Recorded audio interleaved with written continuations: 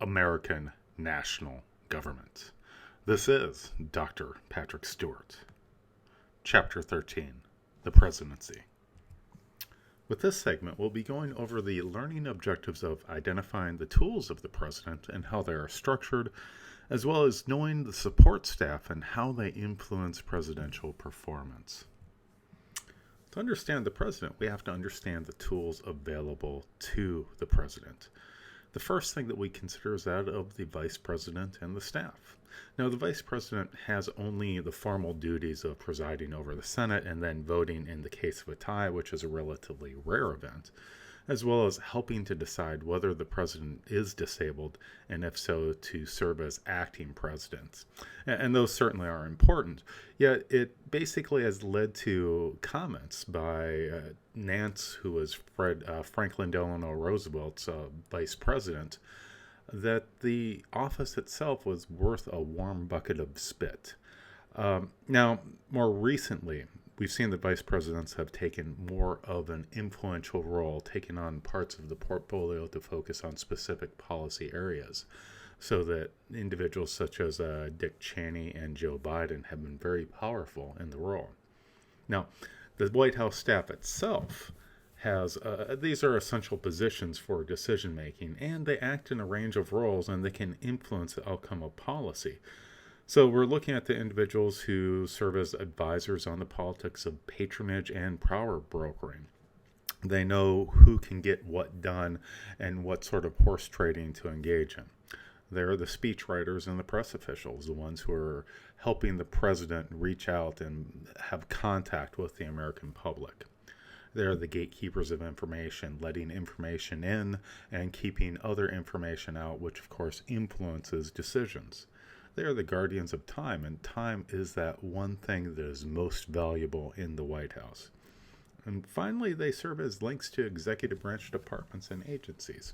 Now, the thing is while certainly the executive branch relies upon the president to lead them, there can be a disjoint there because the executive departments and agencies are oftentimes very complex entities in and of themselves. And what has been seen is that there's been a boundary between the White House staff and those career civil servants over a period of time has become deeper, especially as the office has become more politicized. Now, other tools of the president include the cabinet. Now, the cabinet is not formally required, but it has become institutionalized by custom. Now, the thing is that its role has declined over time, as we'll see in the next slide.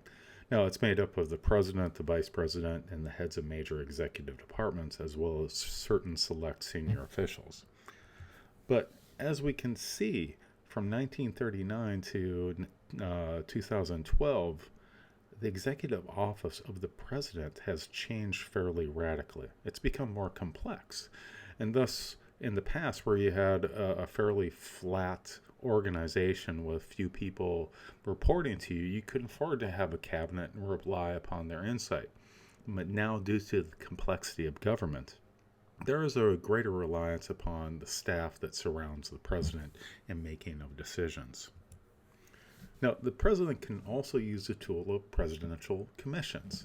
Now, these are ad hoc, blue ribbon commissions, and they tend to be made up of prominent citizens and experts that study special problems. And so we've seen it in such things as dealing with drugs of different sorts, cancer, and the like. Now, oftentimes they're seen as symbolic ways of avoiding action through study. In other words, if there's an issue, if you study, you can put off actually having to address it and hope that it is no longer an issue on down the road. Now, the president has as his tools unilateral powers. And these are the presidential directives that carry the weight of law, even if they are not formally endorsed by Congress. Now, oftentimes this is based upon interpretation by the president, who says that the Article 2 of the Constitution provides the broad grant of executive power and a legal basis for it. And here we'll see such things as executive orders, signing statements, and national security directives.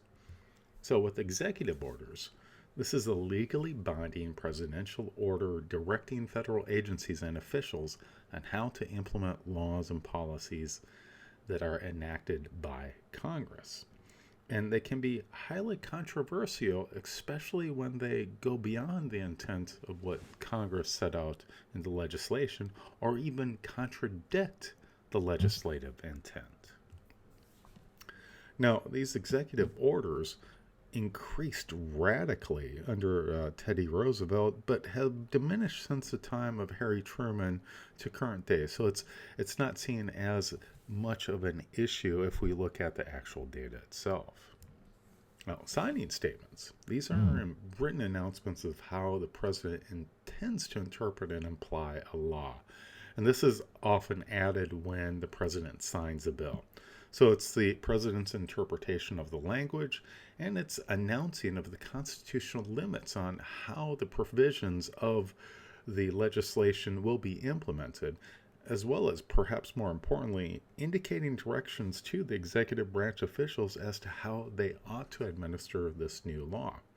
Now, they're controversial because although a bill is signed into law, the president can claim parts of it are unconstitutional and should not be implemented.